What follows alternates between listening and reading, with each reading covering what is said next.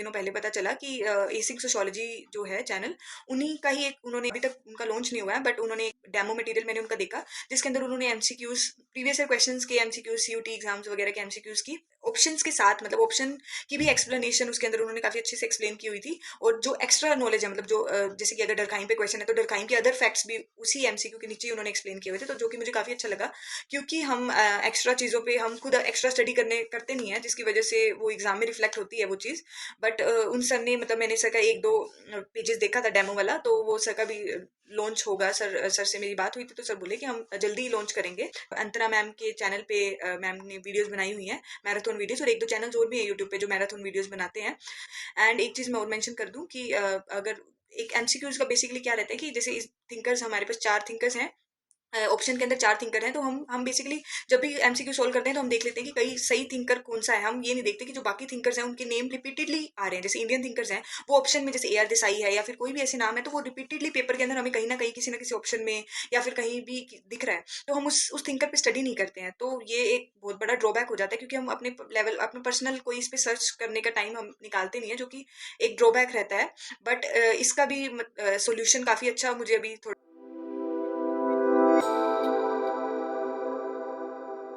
Hello everyone, my name is Muskan Ganeriwal. I have cracked JRF this year. It was my first attempt and my score was 99.8 percentile. My education background is I have completed my graduation from Punjab University and recently I have completed my masters in sociology from IGNU.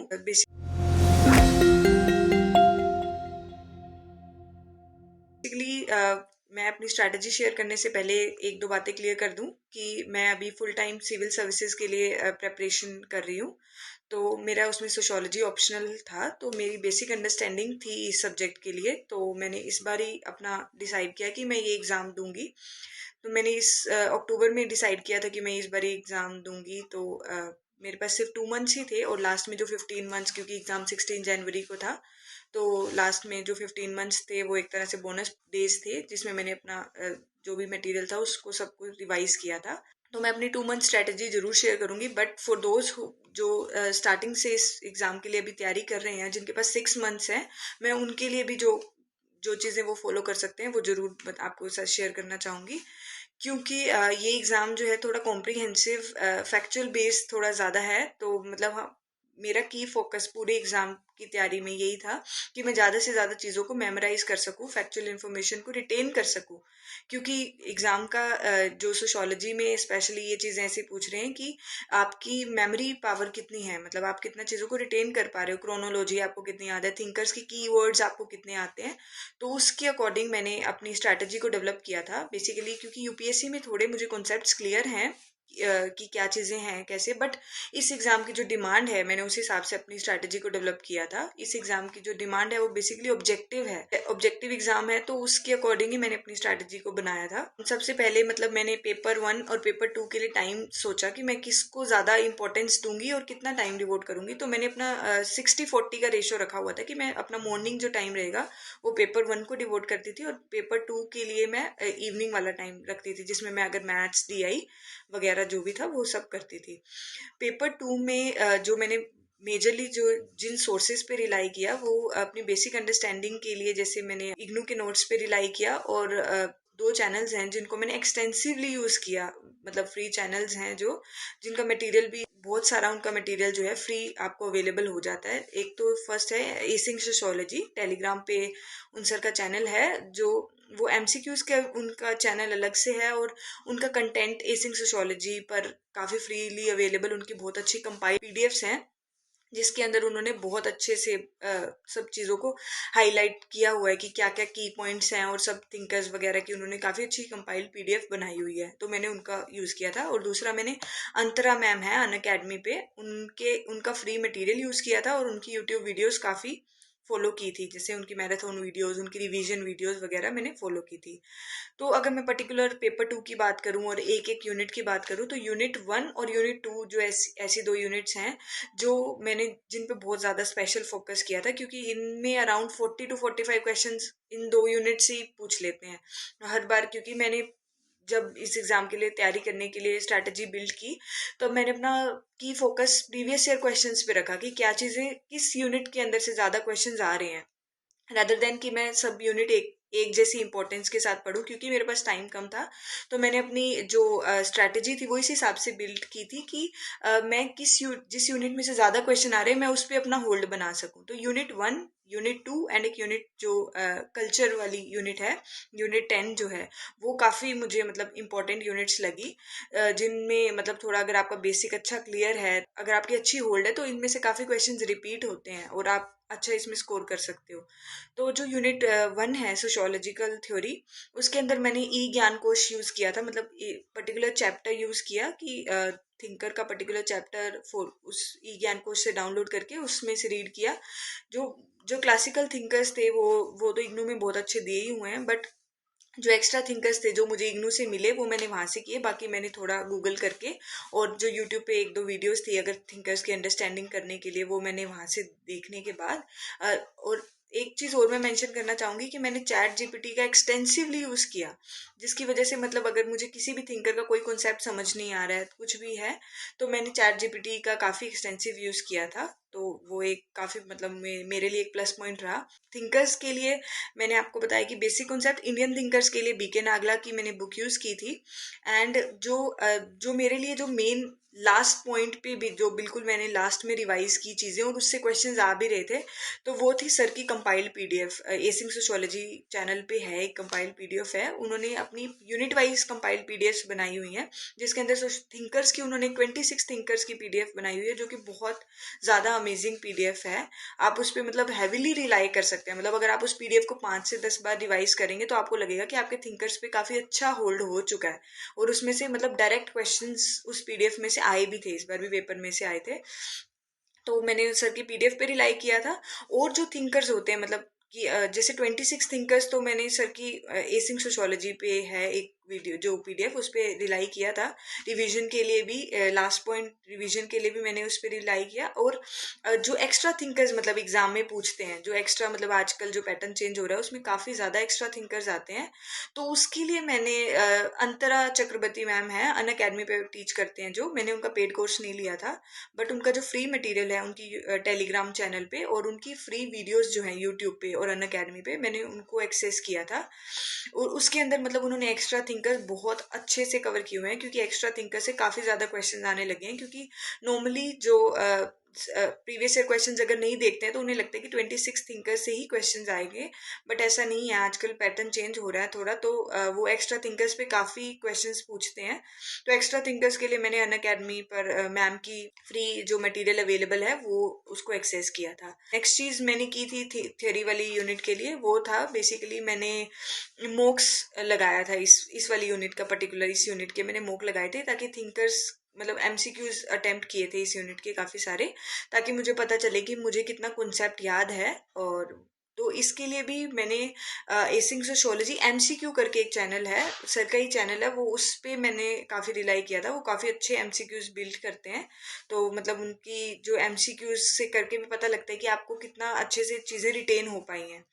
And जो second unit है research methodology, ये भी एक काफ़ी important unit है, जिस जो कि पेपर 1 में भी पूछते हैं। तो ये वैसे भी मैंने इसको काफ़ी ज़्यादा इंपॉर्टेंस दे के मतलब स्ट्रेस दिया था इस यूनिट पे काफ़ी।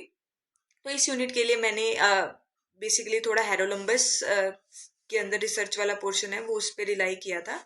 मतलब बहुत, क्योंकि हेरोलम्बस एक बल्कि बुक है तो मैंने उसको हम यूपीएससी के लिए पढ़ते हैं वो, बट वो सब्जेक्टिव लिखने के हिसाब से है। बट रिसर्च की अगर हम बात करें तो पर्टिकुलर कुछ कुछ पॉइंट, जैसे कि अगर हमें पता होना चाहिए कि क्वांटिटेटिव क्वालिटेटिव, एक बार माइंड हमारा क्लियर हो जाना चाहिए कि ये चीज़ें क्या है विद एग्जाम्पल, अगर आपको समझ आ जाए ये चीज़ें क्या है तो बहुत अच्छी बात है। बट इसमें क्या है कि हमें प्रीवियस ईयर क्वेश्चन लगाना इस यूनिट में बहुत ज़्यादा जरूरी है। क्यों? क्योंकि हम कई बार क्वांटिटेटिव और क्वालिटेटिव समझ लेते हैं कि क्या है और उसमें भी कौन कौन सी टेक्निक क्या चीज़ है, बट जब क्वेश्चन को बनाते हैं तो वो हमें समझ नहीं आता कि यहाँ पे कौन सा मेथड यूज हुआ।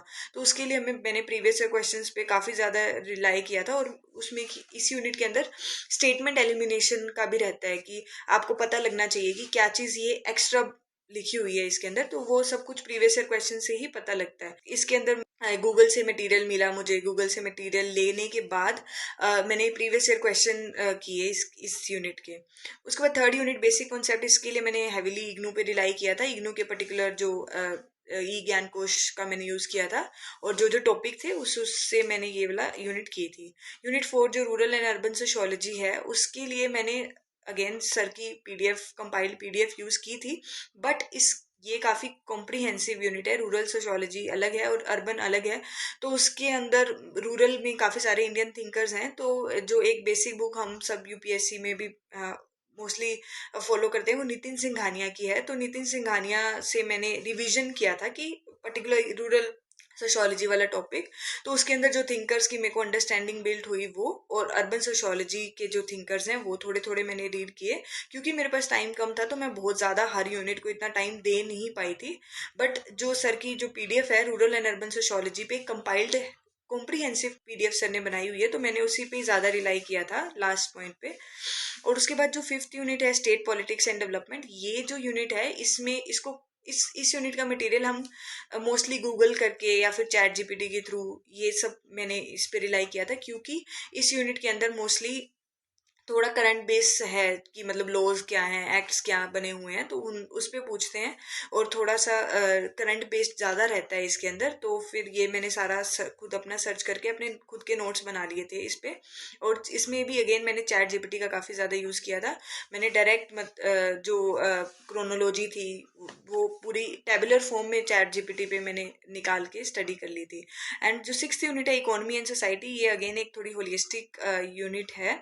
तो इसका मटेरियल जितना जितना मुझे जहाँ से जैसे अवेलेबल हुआ मैंने वैसे ही किया। जो अन अकेडमी पे मैम का फ्री मटेरियल है वो भी मैंने यूज़ किया था। एंड जो 7th 8th 9th यूनिट है, वो तीनों यूनिट्स जो मुझे लगती हैं कि environment, family, marriage and kinship, science, tech and society, ये तीनों फैक्चुअल इंफॉर्मेशन बेस्ड हैं। जो कि इंडियन सोसाइटी में जो अभी गवर्नमेंट के लॉज हैं, एक्ट्स हैं, वो ये काफ़ी ज़्यादा उन पर रिलाई करते हैं। जैसे कि फैमिली, मैरिज एंड किनशिप में डायरेक्ट क्रोनोलॉजी पूछते हैं कि सती एक्ट कब आया, ये सब। तो इसके ऊपर भी सर की एक पीडीएफ है। उसके अंदर सर ने काफ़ी ज़्यादा फैमिली जो वुमेन के लिए क्या क्या लॉज बने हुए हैं उस पर एक सर ने पीडीएफ बनाई हुई है। तो उस पर मैंने रिलाई किया था कि कौन कौन से एक्ट्स कब आए, उसकी क्रोनोलॉजी भी मेंशन किया हुआ है। तो उस पर मैंने रिलाई किया था। इन्वायरमेंट पे भी सर की पीडीएफ है, मैंने उस पर हैवीली सर की कंटेंट पे रिलाई किया था। बट इन्वायरमेंट एंड सोसाइटी मैंने केवीएस मदान से भी थोड़ा किया था, इन्वायरमेंट एंड सोसाइटी। तो उसके अंदर मतलब बेसिक तो केवीएस मदान से मेरा हो गया था। बट जो अगर थ्योरीज हैं या थ्योरीज जो एग्जाम में पूछते हैं, तो वो उसके जो की पॉइंट्स थे वो सर की पीडीएफ में सर ने दिए हुए हैं। तो मैंने वो खुद अपना स्टडी करके उनके नोट्स बना लिए थे। उसके बाद साइंस, टेक एंड सोसाइटी में ये करंट अफेयर बेस्ड पूछते हैं। इसमें मैंने चैट जीपीटी का काफ़ी यूज़ किया था। इसमें मैं जो मेजर थिंकर्स की जो उनकी थ्योरीज हैं वो मैंने उससे निकाल ली थी, चैट जीपीटी से कर लिया था।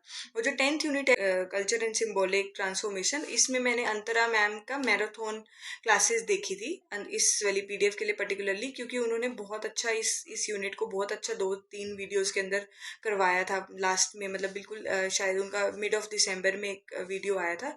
उसके अंदर मैंने वो मैम की वो जो वीडियोस थी वो वाली बहुत अच्छे से उनके देखे, उनके शॉर्ट नोट्स बना दिए थे। क्योंकि मेरे पास टाइम कम था और मुझे इस एग्जाम के बारे में इतनी नॉलेज नहीं थी, तो मैंने जो अपनी स्ट्रैटेजी बिल्ड की वो बेसिकली ये थी कि मैं पहले अपनी की यूनिट्स पे फोकस करूं कि मुझे मतलब किन यूनिट से ज़्यादा क्वेश्चन आ रहे हैं। तो मतलब मैंने एक ऑर्डर सेट कर लिया था कि मुझे किन यूनिट पे ज़्यादा फोकस करना है।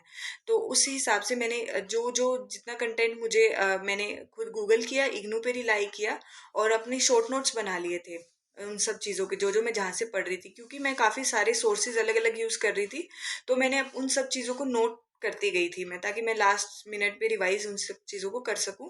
और मैंने अंतरा मैम का जो भी फ्री कंटेंट अवेलेबल था वो मतलब मोस्टली मैंने सारा कंटेंट मैम का जो था वो देख लिया था। फाउंडेशन वीडियोस मैम की हैं, और उसी की मैम की पीडीएफ्स भी हैं। अगर आपको वीडियोस देखने में आपके पास टाइम नहीं है तो आप डायरेक्ट अगर अप्रोच कर सकते हो। मैम की पीडीएफ्स भी मैंने डायरेक्ट मैम की पीडीएफ्स रीड की थी। तो मोस्टली मेरा जो कंटेंट था वो एसिंग सोशियोलॉजी अंतरा मैम से थोड़ा कवर हो गया था। और free material other YouTube channels भी हैं जो कि काफ़ी अच्छा थिंकर्स को क्लियर करते हैं। जैसे कि एक अड्डा 24/7, उसमें एक एक थिंकर पे अलग अलग एक एक वीडियो मैम ने अपलोड किया हुआ है, तो आप उसको भी रेफर कर सकते हैं। 26 थिंकर्स हैं, तो मोस्टली सभी थिंकर्स उन्होंने एक एक वीडियो में, यूट्यूब फ्री वीडियो में उन्होंने अपने चैनल पे डाला हुआ है। एंड दूसरा कि पेपर 1 के लिए मेरी स्ट्रैटेजी बेसिकली ये थी, ऐसी यूनिट जो कि रिपीटेडली मतलब क्वेश्चंस आ रहे हैं जिसमें से कि वो चेंज नहीं हो रहा है क्वेश्चंस। जैसे कि एक हायर एजुकेशन वाली है, वो मैंने नहीं पढ़ी थी क्योंकि मेरे पास इतना टाइम नहीं था, और वो काफ़ी ज़्यादा डिटेल उसका सिलेबस है हायर यूनिट एजुकेशन वाले का, तो वो थोड़ा मतलब मेरी यूपीएससी की नॉलेज से मेरे एग्जाम में मेरा हो गया था वो। बट जो मैंने जिस पे हैविली रिलाई किया, जैसे टीचिंग एप्टीट्यूड है, ये एक स्टैटिक पार्ट है। अगर ये एक बार आप कवर कर लोगे, टीचिंग एप्टीट्यूड, कम्युनिकेशन, ये मैंने केवीएस मदान से पढ़ लिया था, तो ये काफ़ी अच्छे से मेरा उससे हो गया था। हायर एजुकेशन, आईसीटी वगैरह, ये जो सब चीज़ें थी मैंने केवीएस मदान पे रिलाई किया था। एंड एक मैं चैनल है यूट्यूब पे, कुमार भरत सर का चैनल है, पेपर वन के लिए मैंने हैविली उनके चैनल पे रिलाई किया था। और अड्डा की भी मैंने वीडियोस काफ़ी सारी देखी थी पेपर वन के लिए, लॉजिकल रीजनिंग और मैथ्स के लिए। बट जो बाकी टॉपिक्स हैं, जो स्टैटिक वाले टॉपिक हैं, या जो आईसीटी का टॉपिक है, पर्टिकुलरली आईसीटी से मैंने कुमार भरत सर की वीडियोस देखनी शुरू की थी, और वो काफ़ी काफ़ी अच्छा सर करवाते हैं, मतलब बहुत अच्छी उनकी अंडरस्टैंडिंग भी बहुत अच्छी है। लॉजिकल रीजनिंग की मैंने उनकी काफ़ी वीडियोस देखी थी, तो जिसके अंदर जो इंडियन लॉजिक वाला पार्ट है, वो वाला सर का मैंने फॉलो किया था, तो काफ़ी सर अच्छी अंडरस्टैंडिंग करवाते हैं। तो कुमार भरत सर चैनल को मैंने पेपर वन के लिए एक्सटेंसिवली फॉलो किया था। पीपल एंड एनवायरनमेंट जो सब्जेक्ट है, मतलब उसमें मैंने थोड़ा करंट अफेयर ज़्यादा फोकस किया कि मैं करंट अफेयर में क्या चीज़ें चल रही हैं। जैसे कॉप की मीटिंग चल रही थी, तो मैंने उनका ऑर्डर, उनकी क्रोनोलॉजी वगैरह सब अच्छे से कवर कर ली थी। तो मतलब पेपर वन के लिए मैं अगर बोलूँगी तो मैं कहूँगी कि आप केवीएस मदान पे भी रिलाई कर सकते हैं अच्छे से, एक बार आप उसको रीड कर सकते हैं। और दूसरा है करंट अफेयर का जो पोर्शन है पेपर वन में, वो इतना ज़्यादा नहीं है। ये स्टैटिक पोर्शन पूछते हैं, और क्रोनोलॉजी वगैरह, या फिर ये जो ईयर्स होते हैं, या फिर जो फैक्चुअल इन्फॉर्मेशन है, वो ज़्यादा पूछते हैं। तो उस पे हमें मतलब ज़्यादा रिवाइज करने की ज़्यादा ज़रूरत है, एज़ कम्पेयर टू कि हम बहुत जगह से इसका कंटेंट करें। एंड पेपर वन में जो डीआई है, उस पे मैंने मैथ्स और रीजनिंग से भी ज़्यादा फोकस डीआई पे किया था, क्योंकि डीआई का एक क्वेश्चन फिक्स है, और मतलब प्रीवियस ईयर क्वेश्चंस में मैंने जितनी भी डीआई आई हैं वो सारी मैंने सोल्व कर ली थी। सोल्व करने के बाद मुझे पता लगा कि डीआई जो है वो डुएबल होगा पेपर में, मतलब डायरेक्ट हो सकता है, अटेम्प्ट हो जाएगा, क्योंकि मैथ्स और रीजनिंग, क्योंकि मेरी बेसिक मैथ्स रीजनिंग मेरे को क्लियर है, तो पर फिर भी मुझे ये था कि अगर टफ क्वेश्चन आएगा भी तो मैं पहले किन चीज़ों को अटेम्प्ट करूंगी। तो मैंने डीआई पे अपना ज़्यादा फोकस रखा था, उसके बाद मैंने लॉजिकल रीजनिंग पे ज़्यादा फोकस किया था, क्योंकि लॉजिकल रीजनिंग में बहुत सारी चीज़ें तो बेसिक क्वेश्चन होते हैं, पर जो इंडियन लॉजिक है, इंडियन लॉजिक के लिए मैंने केवीएस मदान पे ही रिलाई किया था। बट केवीएस मदान जब हम सीधा रीड करते हैं तो हमें सीधा समझ नहीं आती, तो मैंने कुमार भरत सर की वीडियो देखी, उसके बाद मैंने केवीएस मदान से रीड किया, तो अच्छे से क्लियर हो गया था। और मैंने चैट जीपीटी का भी काफ़ी यूज़ किया, जैसे कि अगर हेतुवाद लिखा है तो उसका एक एग्जाम्पल चैट जीपीटी से अगर मैं देखूँ, तो वो काफ़ी अच्छे से उन्होंने एक्सप्लेनेशन काफ़ी अच्छे से आ गई थी उसमें। और मैथ्स मैंने थोड़ा कम फोकस किया था, क्योंकि मैथ्स मेरा इतना फोटे नहीं है, तो मैथ्स पे मैंने इतना ज़्यादा फोकस नहीं किया था। मैंने अपना स्टैटिक पोर्शन, जैसे कम्युनिकेशन, टीचिंग एप्टीट्यूड, इन सब पे फोकस किया था, ताकि मुझे जो इनमें थ्योरीज हैं वो एक बार मैंने रीड कर ली, उनको रिवाइज किया शॉर्ट नोट्स बना के, वही मतलब मैं ये स्टैटिक पोर्शन, थ्योरी वाला पोर्शन पे ज़्यादा मैं फोकस करके गई थी। बट मैंने डीआई पे क्यों फोकस किया था, क्योंकि उसके 10 मार्क्स आप इजीली स्कोर कर सकते हो। अगर आपने मतलब 15 से 20 डीआई अगर प्रीवियस ईयर क्वेश्चंस की भी निकाली हुई हैं, तो आपको ऑलमोस्ट आपके 2 से 3 क्वेश्चन तो इजीली आप डीआई के पेपर में निकाल ही दोगे। जो मैं आप टिप्स अगर इस एग्जाम के लिए शेयर करना चाहूंगी कि जो मुझे हेल्प रही, वो तो पहली तो कि मैंने इस एग्जाम में, क्योंकि मेरे पास टाइम कम था, 2 मंथ्स का मेरा टाइम था, तो मैंने चीज़ों को ज़्यादा कंटेंट इकट्ठा करने के बजाय चीज़ें जितनी भी मैं जहाँ से भी पढ़ रही थी, मैंने उनको रिवाइज किया मल्टीपल टाइम्स। जो मेरी रिवीजन थी वो मुझे काफ़ी हेल्पफुल रही, जैसे कि सर की कंपाइल्ड पीडीएफ्स हैं, उन पीडीएफ्स को मैंने बहुत बार रिवाइज किया। उन रिवीजन की वजह से जो अगर वो कोई भी एलिमिनेशन वाला क्वेश्चन था, तो वो मुझे बहुत जल्दी दिमाग में क्लिक हो जा रहा था कि ये चीज़ें नहीं है। तो रिवीजन का काफ़ी बड़ा इसमें रोल है, क्योंकि ये जो एग्ज़ाम है ऑब्जेक्टिव बेस्ड है और थोड़ा फैक्चुअल इन्फॉर्मेशन बेस्ड है, तो रिवीजन पे मैंने काफ़ी फोकस किया था। एंड दूसरा कि इस एग्ज़ाम में जब हम मतलब क्योंकि मैंने फर्स्ट टाइम अटेम्प्ट दिया था, तो मुझे पता नहीं था कि मेरा क्या रिस्पॉन्स होगा एग्जाम को देख के, तो मैं एक स्ट्रैटेजी बना के गई थी कि मैं पहले क्या चीज़ अटेम्प्ट करूंगी, मैंने जाते ही पहले, ताकि मेरे अंदर कॉन्फिडेंस आए कि हाँ मतलब एक पेस बन जाए मेरा। तो मैंने पेपर 2 के लिए पेपर 2 में पहले जा पेपर 1 एंड पेपर 2 की पहले रीडिंग कॉम्प्रीहेंशन सॉल्व की थी, क्योंकि एग्जाम कंप्यूटराइज है, तो हम उस चीज़ का बेनिफिट ले सकते हैं, हम बहुत जल्दी स्विच कर सकते हैं पेपर 1 और पेपर 2 में। तो मैंने पेपर 1 की रीडिंग कॉम्प्रीहेंशन और पेपर 2 की रीडिंग कॉम्प्रीहेंशन पे फोकस किया था पहले। तो पेपर 2 की कॉम्प्रिहेंशन मैंने जैसे ही सॉल्व किए तो मुझे हो गया था कि मेरे 20 मार्क्स तो जो हैं वो सिक्योर हो चुके हैं। तो मतलब एक नेचुरल एक कॉन्फिडेंस भी बिल्ट हो गया था। पेपर 2 मैंने पहले अटेम्प्ट किया था, देन मैंने पेपर 1 किया था। एंड जो मैं एक जो चीज़ बोलना चाहूँगी कि हम मतलब इस एग्ज़ाम में हमें जो किन की पॉइंट्स पे फोकस करना चाहिए प्रेपरेशन के टाइम पे, वो जो पॉइंट्स हैं, मुझे ये लगता है कि जो मतलब बच्चे मोस्टली गलती करते हैं वो ये है कि वो प्रीवियस ईयर क्वेश्चन को ना देख के डायरेक्ट मटेरियल पे रिलाई करने शुरू कर देते हैं। बट अगर आप प्रीवियस ईयर क्वेश्चन पहले करके जाएंगे एग्जाम में तो आपको आइडिया लग जाएगा कि मुझे किस यूनिट पे ज़्यादा जोर देना है, तो फिर आप उस हिसाब से अपनी स्ट्रैटेजी बिल्ड कर सकते हैं। तो मैंने डे 1 से ही प्रीवियस ईयर क्वेश्चंस पे नजर रखना शुरू कर दिया था कि मतलब क्योंकि मेरे को जब तक मैंने कॉन्सेप्ट्स हुए नहीं थे, मैंने इतना ज़्यादा मुझे एमसीक्यूज मेरे सॉल्व नहीं हो पा रहे थे। बट फिर भी मैं एमसीक्यूज रीड करती रहती थी कि किस यूनिट से कितने क्वेश्चन आ रहे हैं, किस थिंकर्स का नाम रिपीट हो रहा है। जैसे अभी जो लास्ट 2023 का क्वेश्चन था उसमें मैनुअल कास्टल्स का नाम बहुत ज़्यादा आ रहा था, एंथनी गिडन्स। तो मैंने जब इनको देखा कि मुझे अब इन पे ज़्यादा फोकस करना है कि कौन से थिंकर्स भी ये ज़्यादा पूछ रहे हैं, तो मैंने उन पे काफ़ी रिलाई किया था। मतलब पोस्ट मॉडर्निस्ट थिंकर्स जो हैं ये काफ़ी इंपॉर्टेंट है। तो मैंने इन पे काफ़ी ज़्यादा फोकस किया था कि मैं इनकी क्रोनोलॉजी वगैरह तो बिल्कुल भी मिस नहीं करूं। और बाकी सर की पीडीएफ के अंदर सर ने जो बुक्स की एक अलग से पीडीएफ बनाई हुई है उसमें भी सर ने मेंशन किया हुआ है कि ये बुक्स जो हैं वो बहुत इंपॉर्टेंट है, तो आप उसके हिसाब से फोकस करो। क्योंकि सर ने काफ़ी ज़्यादा प्रीवियस ईयर क्वेश्चंस एनालाइज करके उनमें जो क्वेश्चन पूछे हैं वो भी पीडीएफ के अंदर डाला हुआ है। तो सर को ये चीज़ सर ने उसी ट्रेंड को नोट करने के बाद उस पर स्टार्स या फिर इम्पोर्टेंट मेंशन किया हुआ है। तो मुझे मतलब उससे भी थोड़ा आइडिया आ गया था कि मुझे इस चीज़ पे ज़्यादा स्ट्रेस देना है और इस चीज़ को अच्छे से मतलब पढ़ना है। और एक जो चीज़ मुझे काफ़ी इंपॉर्टेंट लगती है इस एग्जाम में वो है एमसीक्यूज। हम जब एमसीक्यूज जब तक हम सोल्व नहीं करते तब हमें समझ नहीं आता कि हमें क्या चीज़ों को एलिमिनेट करना है। क्योंकि इस बार भी बहुत सारे क्वेश्चन ऐसे थे जो आपको नहीं भी, अगर कॉन्सेप्ट आपको नहीं भी पता है तो भी आप उस क्वेश्चन को सोल्व कर सकते हो कॉमन सेंस लगा के। मतलब एलिमिनेशन करके आपको पता लग जाएगा कि ये जो चीज़ है ये बिल्कुल अननेसेसरी, और आप जैसे ही उस स्टेटमेंट को एलिमिनेट करते हो आपको आप अपने आंसर पे पहुंच जाते हो। मतलब एमसीक्यूज लगाना बहुत ज़्यादा जरूरी है, उससे हमारे माइंड में रिवीजन भी होती है और साथ में हमें ये पता चलता है कि कैसे जो बिल्कुल एक न्यू कोई क्वेश्चन आ गया तो हम उसको कैसे हैंडल कर सकते हैं एलिमिनेशन के थ्रू। तो ये भी एक काफ़ी बट इस बार मुझे ये चीज़ हेल्प की क्योंकि मैंने एमसीक्यूज काफ़ी सारे सॉल्व किए हुए थे, तो मुझे उन क्वेश्चन को भी हैंडल करना आ रहा था जो कि बिल्कुल अगर नए क्वेश्चन पेपर में पूछ लिए गए हैं तो एमसीक्यूज के लिए मैंने रिलाई किया था, ट्रूमैन की बुक है उस पर भी रिलाई किया था। एंड अंतरा मैम के चैनल पे मैम ने वीडियोस बनाई हुई हैं, मैराथन वीडियोस, और एक दो चैनल्स और भी है यूट्यूब पे जो मैराथन वीडियोस बनाते हैं। एंड एक चीज़ मैं और मेंशन कर दूं कि अगर एक एमसीक्यूज का बेसिकली क्या रहता है कि जैसे इस थिंकर्स, हमारे पास 4 थिंकर्स हैं, ऑप्शन के अंदर 4 थिंकर हैं, तो हम बेसिकली जब भी एमसीक्यू सोल्व करते हैं तो हम देख लेते हैं कि कई सही थिंकर कौन सा है। हम ये नहीं देखते कि जो बाकी थिंकर्स हैं उनके नेम रिपीटेडली आ रहे हैं। जैसे इंडियन थिंकर्स हैं वो ऑप्शन में जैसे ए आर देसाई है या फिर कोई भी ऐसे नाम है तो वो रिपीटेडली पेपर के अंदर हमें कहीं ना किसी ऑप्शन में या फिर कहीं भी दिख रहा है, तो हम उस थिंकर पे स्टडी नहीं करते हैं। तो ये एक बहुत बड़ा ड्रॉबैक हो जाता है क्योंकि हम अपने लेवल, अपने पर्सनल कोई इस पे सर्च करने का टाइम हम निकालते नहीं है, जो कि एक ड्रॉबैक रहता है। बट इसका भी सॉल्यूशन काफ़ी अच्छा मुझे अभी थोड़े दिनों पहले पता चला कि एसिंग सोशियोलॉजी जो है चैनल, उन्हीं का ही एक, उन्होंने अभी तक उनका लॉन्च नहीं हुआ है बट उन्होंने एक डेमो मटेरियल मैंने उनका देखा जिसके अंदर उन्होंने एमसीक्यूज, प्रीवियस ईयर क्वेश्चंस के एमसीक्यूज, सीयूटी एग्जाम्स वगैरह के एमसीक्यूज की ऑप्शंस के साथ, मतलब ऑप्शन की भी एक्सप्लेनेशन उसके अंदर उन्होंने काफ़ी अच्छे से एक्सप्लेन की हुई थी। और जो एक्स्ट्रा नॉलेज है, मतलब जो जैसे कि अगर डरखाइम पे क्वेश्चन है तो डरखाइम के अदर फैक्ट्स भी उसी एमसीक्यू के नीचे ही उन्होंने एक्सप्लेन किए हुए थे, तो जो कि मुझे काफ़ी अच्छा लगा।